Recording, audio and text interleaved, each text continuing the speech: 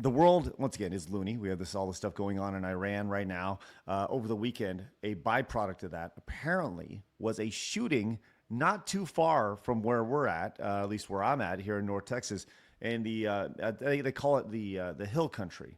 Um, Middle of Texas is Austin, about 3 hours south of Dallas, where I'm at.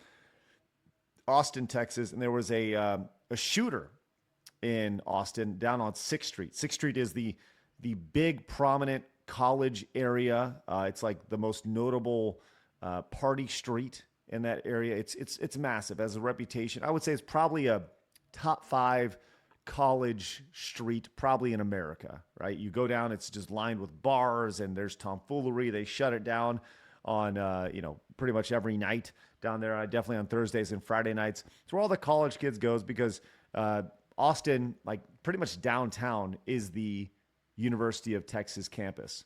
So it's a very big area. Now there was a shooting down there, and apparently it was driven by by a lot of things that happened with Iran and the bombing of Iran.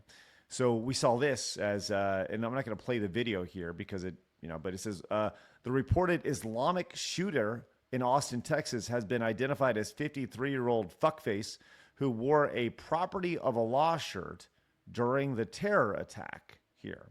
So it appears to be ideologically driven when it comes to this. And here's a picture of the guy wearing the shirt right here. Phoenix, had you seen this? I have this. This I've seen. Yes. Yeah. To where we saw Hasan Piker react to this. He actually, of course, he did. Quote tweeted this. Just said, "Come on, man," over here. And this is 40,000 likes, 7 million views over on X. Which I don't. How would you take that, Hasan Piker saying, "Come on, man," over on X? How should that be interpreted? Like maybe not hide it as well, or I don't know. I mean, he sounds like he's actually disappointed that the shooter was downed. Like there's how like there's no real way to really take that. Like you should be happy that somebody who's a mass murderer, a terrorist, is dead now. The stuff stop that, regardless of your political beliefs. But instead, he just says, "Come on, man!" Like, I don't know. The only thing I could think vague. It's extremely vague. I think he's just kind of annoyed that this shit's happening, to be honest. It seems pretty vague. Well, what's interesting here is you can see the shirt right there, but if you just scroll up one little bit, you'll actually see that somebody's wearing that exact same shirt, just different colors right here. Oh, well, okay, so that now explains it. What does that what explain that to you, means? Phoenix? So, come on, man. I take it then like, hey, man, you just gave a bad name to this sweater.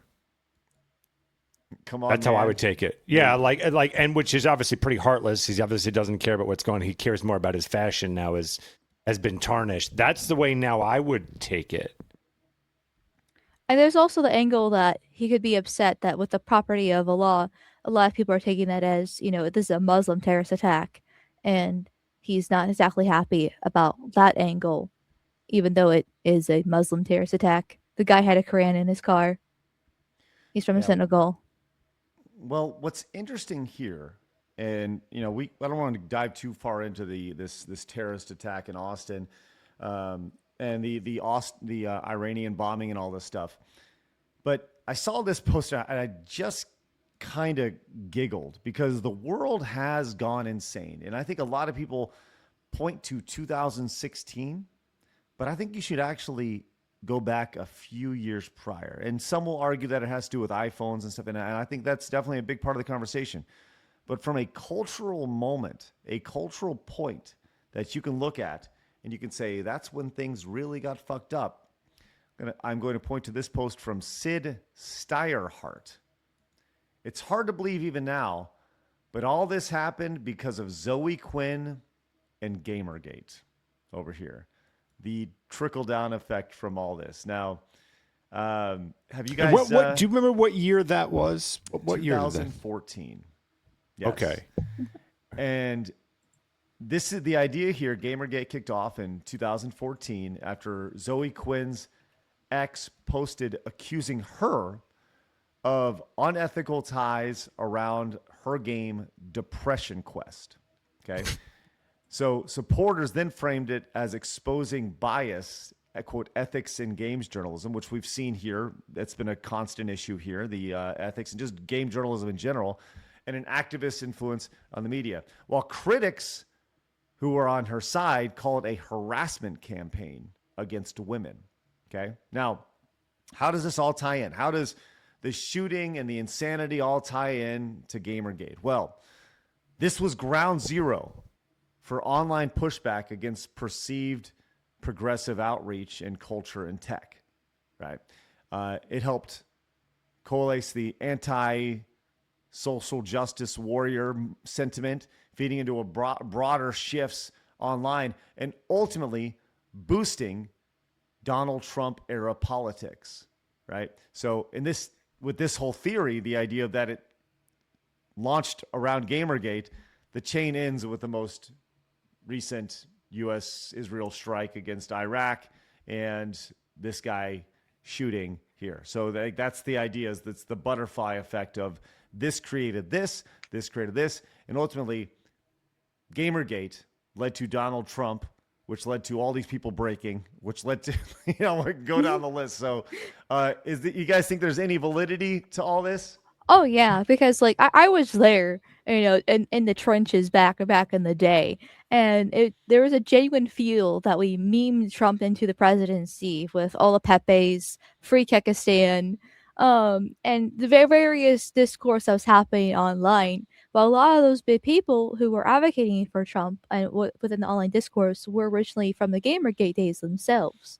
The one that I have been the most loyal to has been Sargon of Akkad. Even to this day. And it was a wild time because I actually felt like there was something happening, something like and something good too. It was actually lots of fun looking back, though. Some of it's probably actually nostalgia. But that wouldn't have been possible with having such big online discourse and people getting the word out there. Because like in 2016, or roughly around that time period, I was definitely a little bit more on the left, and I thought that Trump was the lesser of two evils. But I thought Trump was the lesser of two evils because I would be watching these people and learning more about them. Because if I just stayed on Tumblr, you would think that, well, he's literally Hitler and Satan reincarnated and everything like that. But it's because these people were making content and discussing what was actually happening, breaking down the lies of mainstream media we're able to see, and then that helped definitely give Trump the momentum and the push. At least I firmly believe that, but I'm biased. Sure. I mean, you were there, you witnessed it, and I've said this many times during the first Gamergate. I was totally oblivious to what was going on. I had my head down, focusing on just making content, and I did not. I heard about it, but it was just kind of this thing that was. And in retrospect, I really wish that I had paid attention to it. I had my head down, just making videos, not worrying about it, being totally oblivious to it. But yeah, man, it's been crazy to see the trickle down effect because of this. So Phoenix, you were saying? Oh, well, it makes sense. A lot of people have actually, not a lot, but I've heard it pointed out that Gamergate is one of the things that helped get Trump elected. So that actually can totally align. I would maybe throw in there that 2008 also didn't help when we had the big crashes. And the youth started to see that there was no future. Not only did they not have a future, but that the bad guys were going to keep winning. That they were going to keep all these banks and everyone in power, even though they fucked up. We're going to keep giving them. We're going to bail them out like crazy. And so that created a real disdain in the youth.